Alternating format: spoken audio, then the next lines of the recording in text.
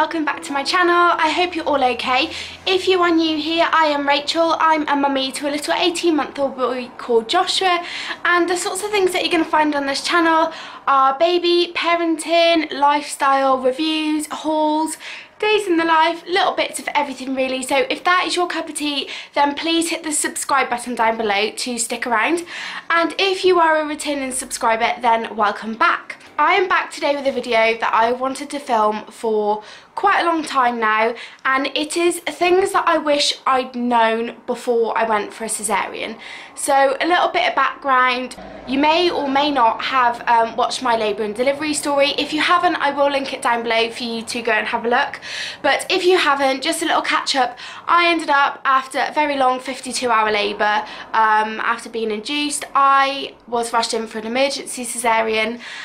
I had not prepared myself that I could possibly go in and have a cesarean. It never even crossed my mind. I thought I would go in. I mean, I was very ignorant, very naive. I thought I would just go in and have the baby and come out and everything would be hunky-dory. The thought of a cesarean didn't even cross my mind once. So it was a bit of a shock. So I just thought I would let you guys know the sorts of things that I wish I'd have known about a cesarean before I went in. So instead of rambling like I am now, I'm just going to get stuck straight into it. If you see me looking down, then I have a few notes written down on here. But yeah, I'm going to get stuck straight into it now. So tip number one, which I wish I'd have known, is that you cannot feel any sort of pain whatsoever, but what you can feel is pressure. You can feel pressure, you can feel when they make the incision, you can feel little tugs, things like that. You are not 100% numb. You're not going to feel nothing. You're not going to feel pain, but you will feel certain sensations like tugging and when they make the incision and when they pull the baby out, you can feel that release of pressure. So you can feel things, but you cannot feel any pain whatsoever at all. The second tip, or the second piece of advice that I wish I'd have known was, I mean, the one thing that really scared me when they said it's going to be a cesarean was a top-up, like epidural, and the thought of somebody putting a needle in my spine just frightened the life out of me. And it sounds so brutal when, you know, you say it like it is, that they are injecting into your spine. That just sounds absolutely agonising and brutal.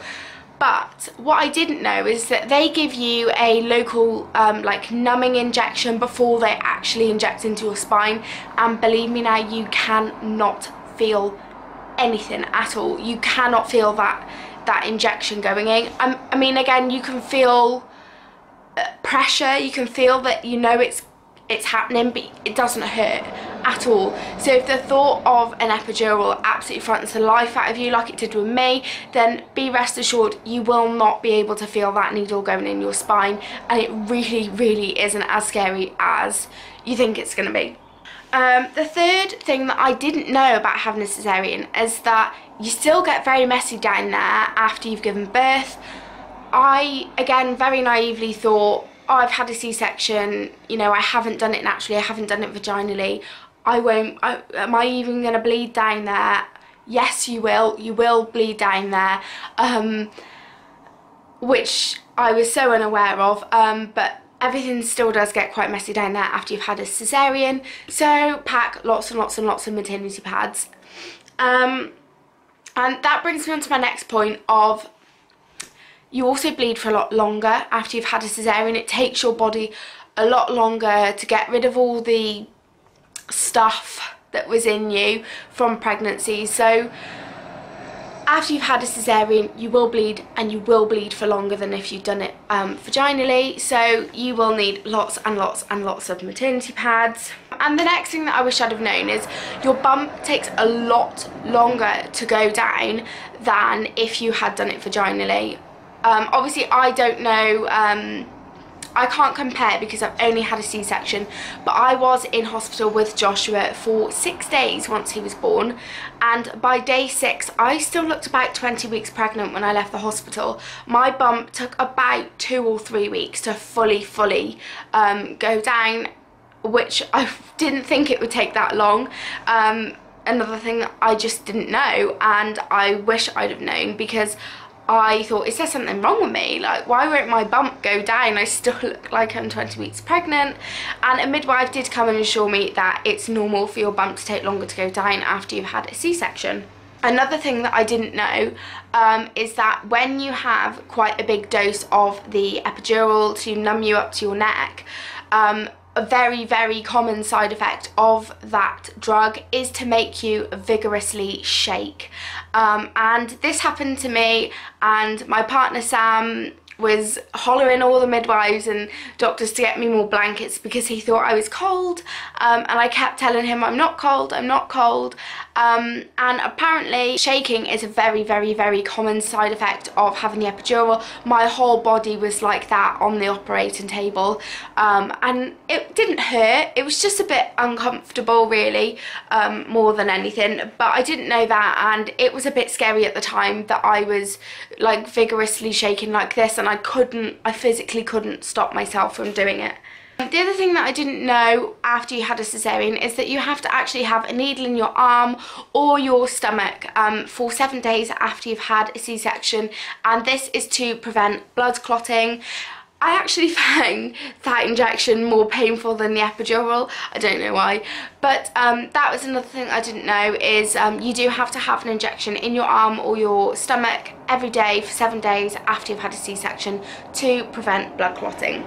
Another thing that I found happened to me after a cesarean was a complete loss of appetite.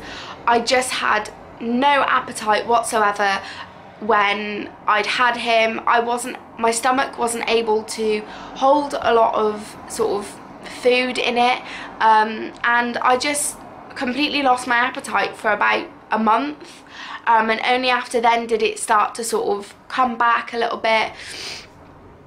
But yeah, I completely lost my appetite after I'd had my cesarean. And number 8 was one of the main things that I didn't really know, is how quickly you recover. I had my cesarean at about 10 in the morning, and the next day I was walking myself to the toilet, I was picking up my baby, I was changing his nappy, getting him dressed, and that's less than 24 hours after somebody's just sliced my stomach open. And so you recover a lot more quickly than you think you will. It always, in your head, it just sounds so brutal, the thought of a cesarean, and actually when you have it you realise it's not as bad as what you've psyched it up to be in your head at all, and you will get through it. And I was just shocked as to how quick my body recovered from such a major operation. So those are all the things that I wish I'd known before I had a cesarean. I hope this is helpful to anybody out there that is going in for a planned cesarean and doesn't know what to expect, or somebody that is pregnant and wants to try and mentally prepare themselves for sort of as many scenarios as possible. Please leave any comments down below on things you might like to see in the future, and I will see you all again soon, guys. Bye!